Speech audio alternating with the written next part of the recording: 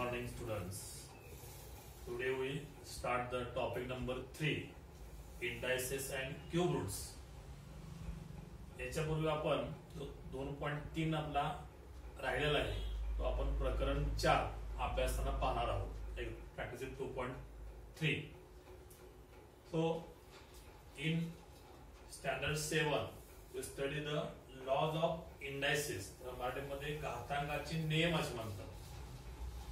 If m and n are integers, म्हणजे m आणि n जर पूर्णांक असतील तर this is first law, a raised to m into a raised to n is equal to a raised to m plus n.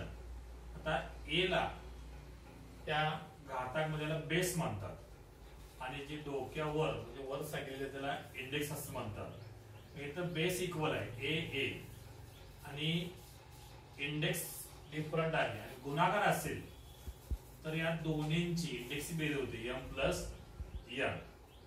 तर दुसरा नियम a raise to m divided by a raise to n.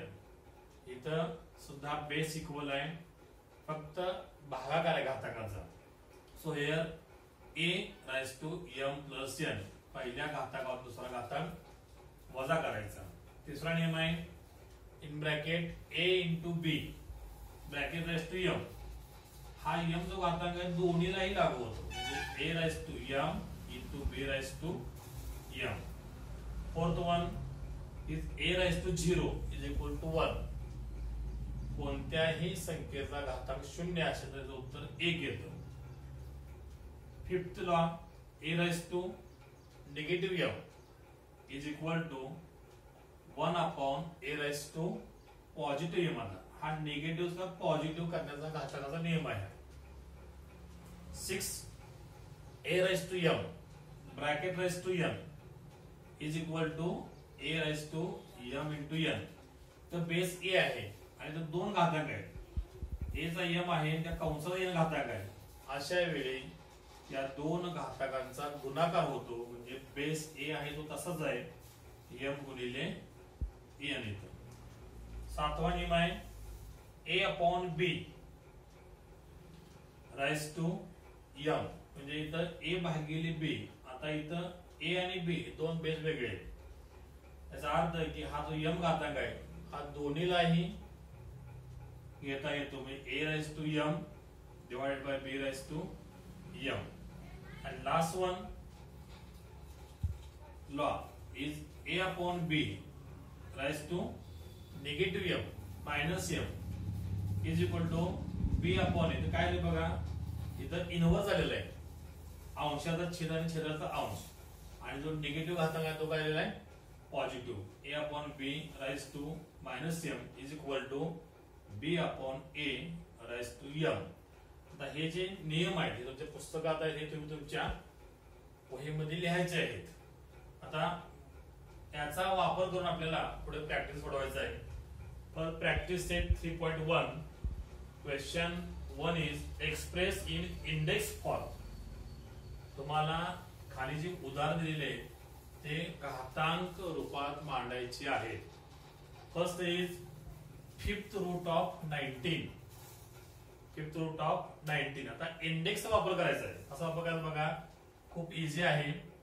19 bracket मध्ये लिहायचे आणि fifth route म्हणजे पाचवं मूळ आहे.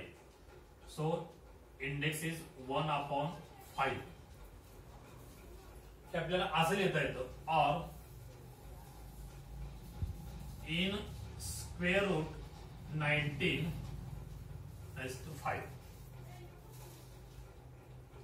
Second square root of 256 square, त्याला आपण मराठीमध्ये वर्ग म्हणतो. वर्ग म्हटले घातांकी त्याला 2 आला घातांक. So 256 raise to 1 upon 2. और आता इथं आपल्याला इंडेक्स लिहावं लागत नाही. 256 is the square root of the 256. And third one is the cube root of 17. So base 17 आला. राईट. क्यूब म्हणजे 3, तिसरे मूळ 1/3. Then question number 2 from practice 3.1. Write in the form of nth root of following. जे आपण question 1 जो बघितला त्याच्या बरोबर आता उलट क्रिया करायची. इथे इंडेक्स फॉर्म दिलेला आहे 81 राईज टू 1/4. आपल्याला nth फॉर्म रूट फॉर्म मध्ये लिहायचं आहे.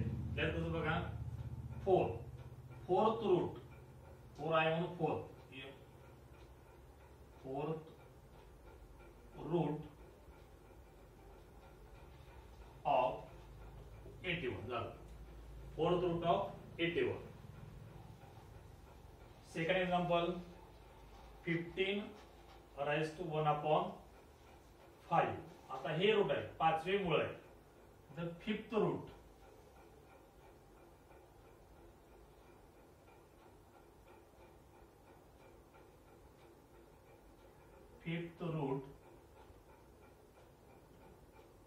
of 50.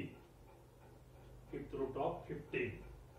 Similarly, example number 3, 500 raised to 1/7. म्हणजे 500 चे 7वे मूळ आहे.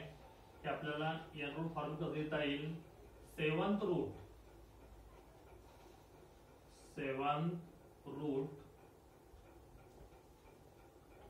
of 500. 7th root of 500. And example number 4, 11 raised to 1/3.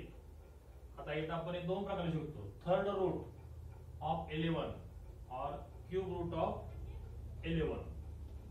Answer is cube root